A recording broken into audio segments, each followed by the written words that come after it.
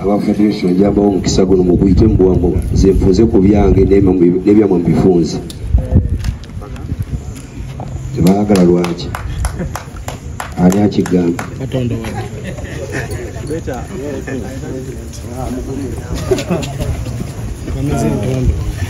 tugenda kulya obudde bungi naye sisobola kwogera nga vice president wange ali wano nadde nsaba obubaka obusinga bwe tulina eri muganda waffe tusobola okwebaza Katonda okuba nti omukomezaawo nga asuusesuseemu era tumusaba wakyali kumukosetu amusuuse era awone eddala bulungi ayongere okutusanyusa n'okutuinspiringa kubanga industry eno emyaka 25 n'omusobyo gy'amaze ng'aweereza ye yayita mu bizibu ffe bye tutaasanga akoze abonyeebonye mbonaabona ffe abazze kati gye tutasanze so we appreciate you sir for that era tukwebaza okulemerako verse gye tulina eva mu Bible eva mu kitabo kya John verse 15 chapter 15 verse 13 egamba greater love has no man than this that a man lay down his life for his friends.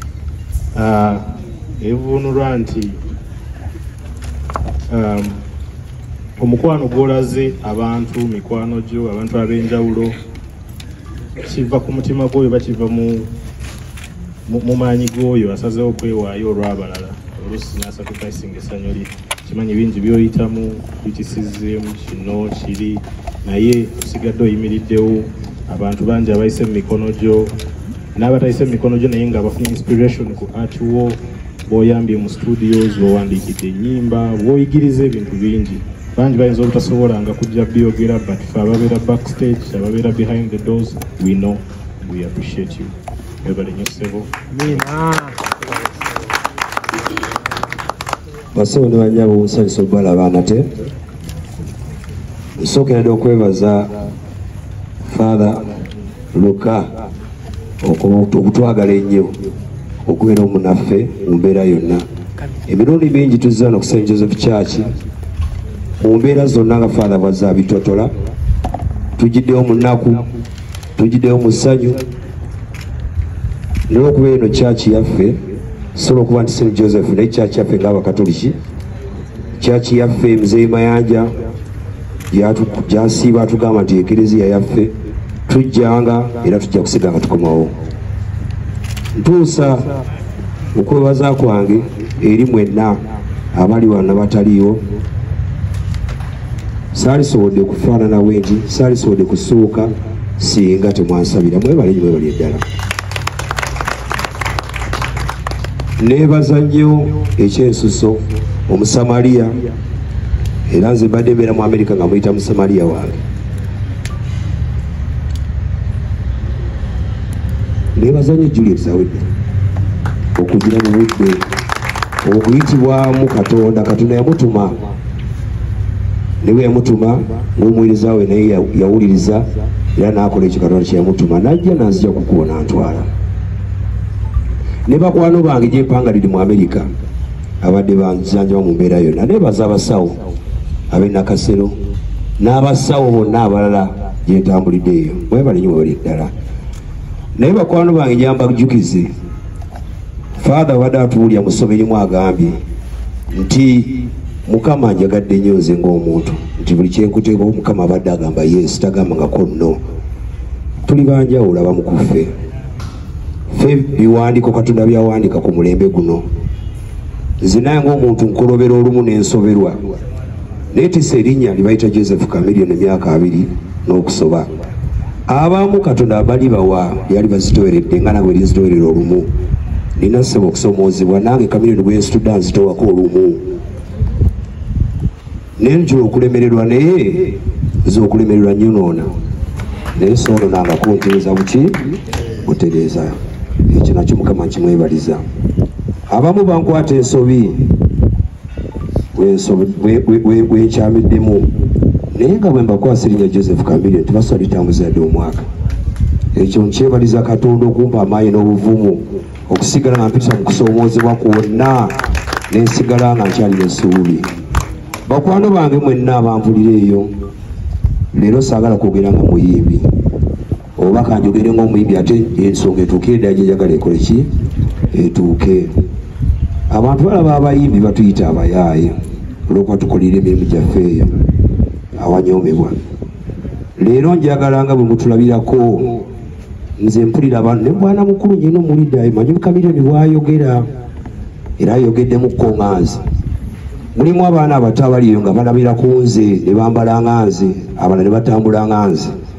Naye olwaleero no njambira ekyokulabirako nze Mayanja kyeyansigamu ne mukyala we maama wange Proscovia Musoke ne famire yange ffe tuli bantu bakkiriza nga sinaba kulaba musawo yenna nasooka nenzikiriza nti Katonda yagenda okunzijanjaba. Olwaleero luno njagala tubeere ekyokulabirako wamu ne muganda wange Pius Mayanja. Mu nnyumba yaffe tuli bakkiriza tukulembeza Katonda. Mwenna abandabirako abankoppe enjogera abankoppe entambula mu nkoppe okulembeza Katonda nga ye mubeezi waffe. Mulekera okukoppa bino bibulingi bikyuka, style zikyuka. Nali badde kunga n'enviiri za brown kati na za black. Enkya bijja kukyuka bannaye mutukoppe okukulembeza Katonda. Kuba ye mujjanja binamba ki?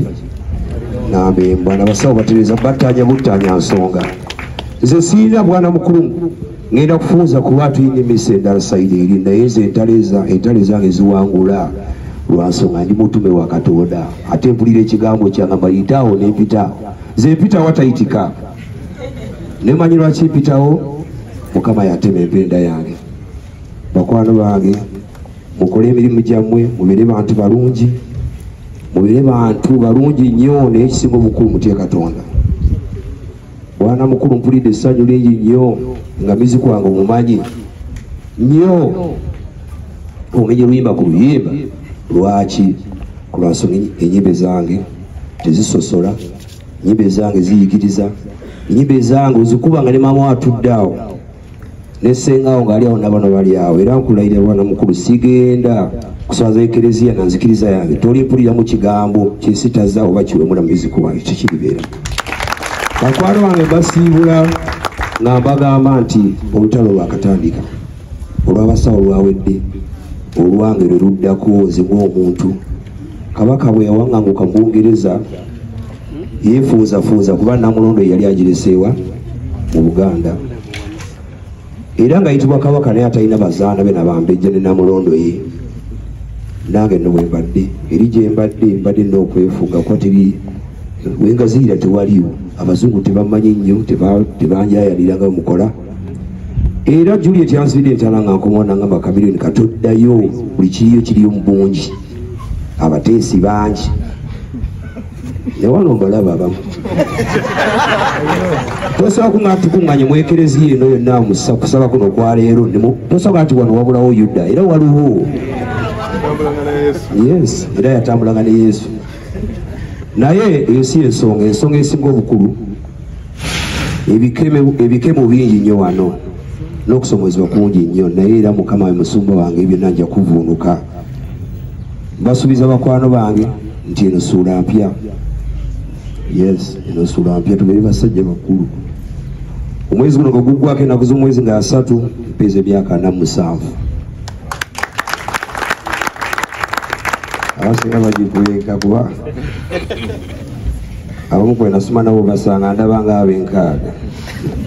Naye mwebale nnyo okujja mu kirabiro ky'emisa kino. Bwe tuddayo tetukoma wano tusabirangane tusabire n'abalala. Bantu balina ebizibu ankopalaso wuno akeereye abasinga mujjaga nti akeereye yasuze akola teyasuze ng'akola naye okanye naye nga nti mugonvugonvu. Naye mukama wange Palaso mwebale nayo kujja mukisa gubadde gukuyiseeko ne Palaso muteeke musaala ne mukulu Douglas Mukama amusaasire.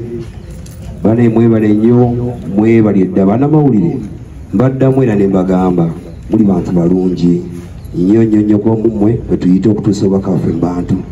Naye Uganda yeetaaga obubaka obulungi. Tulekerawo okutunda obutunzi bwe tutunda. We need a better Uganda, not a bitter Uganda. Bane bakama bange nabaziramu ne mbagamba ebitayogedde temubyogera. temwonoona obubaka tubutuukenga ku bantu nga butuwoza eki mukama namwe abakulembera emirimu gyammwe mwebale nnyo mwebale ddala emizannyo tweyanzeege bassebo ne bannyabo muli baddembe abaagala ekifaananyi nga bwe kyandibadde naye ekisinga obukulu